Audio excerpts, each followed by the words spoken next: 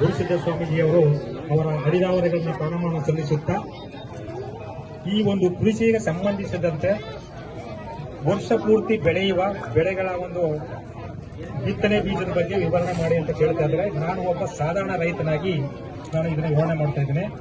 ನಮ್ಮಲ್ಲಿ ಈ ಭಾಗದಲ್ಲಿ ಫಸ್ಟ್ಗೆ ನಾನು ಒಂದು ಹೇಳ್ತಾ ಇದ್ದೀನಿ, ನಮ್ಮ ಭಾಗದಲ್ಲಿ ಬೆಳೀತಕ್ಕಂಥ ಬೆಳೆಗಳ ಬಗ್ಗೆ ಒಂದಿಷ್ಟು ಇದು ಡೆಮೋವನ್ನು ತೋರಿಸಿರ್ತಕ್ಕಂಥ ವಿಚಾರವಾಗಿ ಹೇಳ್ತಾ ಇದ್ದೇನೆ. ಅದರಲ್ಲೂ ನಮ್ಮಲ್ಲಿ ಬೆಳೀತಕ್ಕಂಥ ಬೆಳೆ ಮೊದಲನೇ ಬೆಳೆ ಜೋಳದ ಬೆಳೆ ನಾವು ದನಗಳ ಸಾಕಾಣಿಕೆ ಮಾಡೋದಕ್ಕೆ ಮೇವುಗೋಸ್ಕರ ಹಾಗೂ ನಾವು ಆಹಾರಕ್ಕೋಸ್ಕರ ಜೋಳದ ಬೆಳೆಯನ್ನು ಯಥೇಚ್ಛವಾಗಿ ಬೆಳೀತಕ್ಕಂಥ ಭಾಗ ನಮ್ದು. ಅದರಿಂದ ಜೋಳನ ಏಪ್ರಿಲ್ ನಲ್ಲಿ ನಾವು ಬಿತ್ತನೆ ಮಾಡ್ತೀವಿ. ಏಪ್ರಿಲ್ ನಲ್ಲಿ ಬಿತ್ತನೆ ಮಾಡಿ ಆಗಸ್ಟ್ ಸೆಪ್ಟೆಂಬರ್ ನಲ್ಲಿ ಕಟಿಂಗ್ ಮಾಡ್ತೀವಿ. ಅಲ್ಲಿಗೆ ನಮ್ದು ಕ್ಲೋಸ್ ಆಗುತ್ತೆ. ತದನಂತರ ಆಗ ಏಪ್ರಿಲ್ ನಲ್ಲಿ ಆ ಜೋಳ ಬಿತ್ತನೆ ಮಾಡುವ ತದನಂತರನೇ ಸೂರ್ಯಕಾಂತಿಯನ್ನು ಬಿತ್ತನೆ ಮಾಡ್ತಾ ಇದ್ದಾರೆ. ಅದು ಜೋಳದಕ್ಕಿಂತ ಸ್ವಲ್ಪ ಕಡಿಮೆ ಇರ್ತದೆ. ಅದನ್ನು ಸಹ ಏಪ್ರಿಲ್ ನಲ್ಲಿ ಬಿತ್ತನೆ ಮಾಡಿ ಆಗಸ್ಟ್ಗೆ ಕಟಾವಾಗುತ್ತೆ. ತದನಂತರ ಹುರುಳಿನ ನಾವು ಹಿಂಗಾರು ಬೆಳೆಯಾಗಿ ದ್ವಿದಳ ಧಾನ್ಯದಲ್ಲಿ ಹಿಂಗಾರು ಬೆಳೆಯಾಗಿ ಹುಲ್ಲಿನ ಈ ನಾವು ಏನ್ ಮಾಡ್ತಾ ಇದೀವಿ ಸೂರ್ಯಕಾಂತಿನ ಇಷ್ಟೇ ಒಂದು ಇದರಲ್ಲಿ ಜೋಳ ಆದ ತದನಂತರ ಸೂರ್ಯಕಾಂತಿ ಆದ ತದನಂತರ ಕೆಂಪು ಮಣ್ಣಿನಲ್ಲಿ ಹುರುಳಿ ಕಾಳನ್ನ ಬೆಳೆಯತಕ್ಕಂಥ ವ್ಯವಸ್ಥೆ ಮಾಡ್ತದೆ.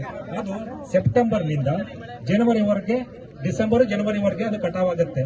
ತದನಂತರ ಬಾಳೆ ವರ್ಷ ಪೂರ್ತಿ ಅದು ಒಂದು 4ನೇ ಬೆಳೆಯಾಗಿ ವರ್ಷ ಪೂರ್ತಿ ಇರ್ತದೆ. ಆಮೇಲೆ ಟೊಮೊಟೊ ಇರ್ತದೆ. ಮಾರ್ಚಿನಲ್ಲಿ ಟೊಮೊಟೊ ಮಾರ್ಚಿಯಿಂದ ಮೇವರೆಗೆ ಒಂದಿರ್ತದೆ. ತದನಂತರ ಅಕ್ಟೋಬರ್ನಿಂದ ಡಿಸೆಂಬರ್ಗೆ ಒಂದು ಕಟಾವಿರ್ತದೆ. ತದನಂತರ ಈರುಳ್ಳಿ ಮುಂಗಾರನ್ನ ಮಾರ್ಚ್ ಇಂದ ಮೇವರೆಗೆ ಇರ್ತದೆ. ಹಿಂಗಾರು ಬೇಸಿಗೆ ಈರುಳ್ಳಿ ಅಂತಕ್ಕಂಥ ಅಕ್ಟೋಬರ್ನಿಂದ ಡಿಸೆಂಬರ್ ವರೆಗೆ ಇರ್ತದೆ.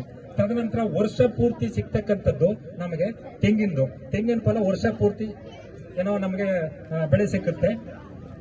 ಇದರಿಂದ ಡೆಮೋನ ತೋರಿಸತಕ್ಕಂಥ ನಮ್ಮ ಕೃಷಿ ವಿಜ್ಞಾನ ಕೇಂದ್ರದ ಹಾಗೂ ಬೆಂಗಳೂರಿನಿಂದ ಆಗಮಿಸಿರ್ಬೋದು ಅಂತ GKVK ಅಂತ ಆಗಮಿಸಿದ ಎಲ್ಲ ಕೃಷಿ ಅಧಿಕಾರಿಗಳು ಹಾಗೂ ನಮ್ಮ ಇಲ್ಲಿ ಬಂದಿರತಕ್ಕಂಥ ಕೃಷಿ ವಿದ್ಯಾರ್ಥಿನಿಯರಿಗೆಲ್ಲರಿಗೂ ನಾನು ಧನ್ಯವಾದಗಳನ್ನು ತಿಳಿಸ್ತೇನೆ.